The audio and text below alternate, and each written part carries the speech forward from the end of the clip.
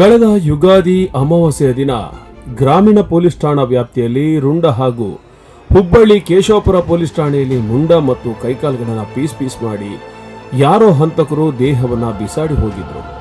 ಅದೇ ರೀತಿ ಈ ಕೃತ್ಯದಲ್ಲಿ ಆರೋಪಿಗಳು ಯಾವುದೇ ಸುಳಿವನ್ನ ಬಿಟ್ಟುಕೊಡದೆ ತಲೆಮರೆಸಿಕೊಂಡು ಅಡ್ಡಾಡ್ತಾ ಇದ್ರು. ಕೊಲೆಗೆ ಸಂಬಂಧಿಸಿದಂತೆ ಆರೋಪಿಗಳಿಂದ ಹೇಳಿಕೆಯನ್ನು ಪಡೆದಾಗ ಪೊಲೀಸರಿಗೆ ಒಂದು ರೀತಿಯಲ್ಲಿ ಶಾಕ್ ಆಗಿತ್ತು.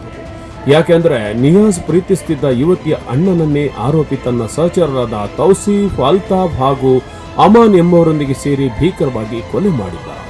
ತನ್ನ ಪ್ರೀತಿಗೆ ಈತ ವಿರೋಧವನ್ನ ವ್ಯಕ್ತ ಮಾಡ್ತಾ ಇದ್ದಾನೆ.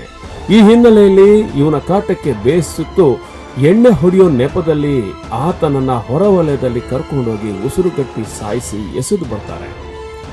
ಕೊಲೆಯಾದ ರಾಜೇಶ್ ದೇಹವನ್ನು ಚಾಕುವಿನಿಂದ ರುಂಡ, ಮುಂಡ, ಕೈ ಹಾಗೂ ಕಾಯಾಲುಗಳನ್ನ ಬೇರೆ ಮಾಡಿ ಬೇರೆ ಕಡೆ ಎಸೆದು ಬಂದಿದ್ದೀವಿ ಅಂತ ಪೊಲೀಸರ ಮುಂದೆ ಹೇಳಿಕೆಯನ್ನು ಕೊಡ್ತಾರೆ.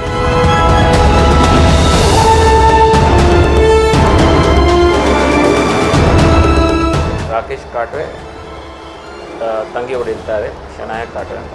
ಅವರದು ಮತ್ತು ಮೇನ್ ಅಕ್ಯೂಸ್ಡು ನಿಯಾಜು ಲವ್ ಅಫೇರ್ ಇರುತ್ತೆ. ಸೊ ಅದ್ರ ಸಲುವಾಗಿ ರಾಕೇಶ್ ಕಾಟ್ವೆದು ಮರ್ಡರ್ ಮಾಡ್ತಾರೆ. ಅದರ ಜೊತೆಗೆ ಮಿಕ್ಕಿದ ಆರೋಪಿಗಳು ತೌಸೀಫು, ಅಫ್ತಾಬು ಮತ್ತು ಅಮಾನಲ್ಲ, ಈ 4 ಜನ ಸೇರಿಸಿ ಈ ಮರ್ಡರ್ ಮಾಡಿರ್ತಾರೆ. ಮರ್ಡರ್ ಪ್ರಕರಣ ಏನಿರುತ್ತೆ ಅಂದರೆ, ಫಸ್ಟು ಮರ್ಡರ್ ಆಗುತ್ತೆ, ನಂತರ ಬಾಡಿ ಬೇರೆ ಪೀಸಲ್ಲಿ ಕಟ್ ಮಾಡ್ತಾರೆ.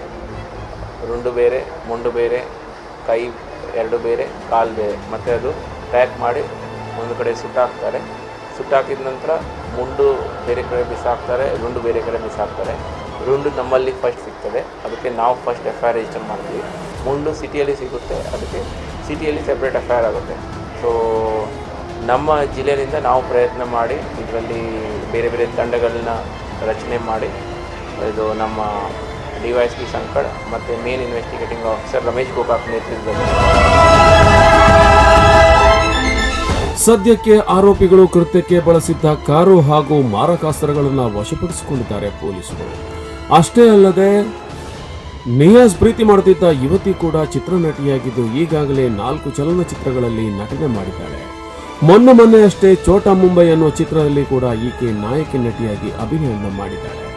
ಇದರಲ್ಲಿ ಈಕೆ ಕೈವಾಡ ಇದೆಯಾ ಎಂದು ಪೊಲೀಸರು ವಿಚಾರಣೆಯನ್ನು ನಡೆಸ್ತಾ ಇದ್ದಾರೆ.